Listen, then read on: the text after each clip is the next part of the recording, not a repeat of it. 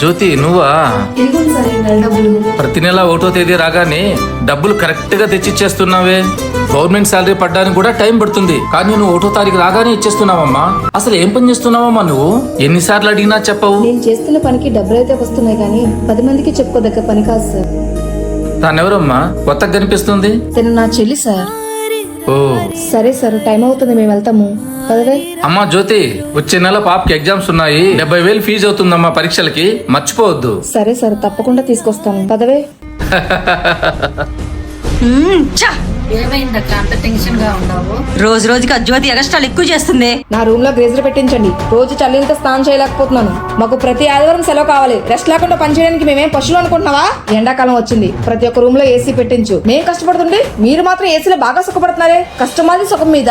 అయినా కస్టమర్లకి పని పాటలేదా? మేము అన్నం తినే టైంలో పంపిస్తావేంటి నువ్వు? ఏం ఫుడ్ అది?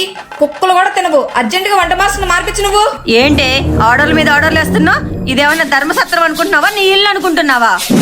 లాగి పెట్టి ఒకటి ఇచ్చారంటే మూలలో కూర్చుంటావు. వెళ్ళి పని చూసుకోవే. నువ్వు కొడితే నేను తిరిగి కొట్టలేనా? ఆ సత్తా నాలో ఉంది.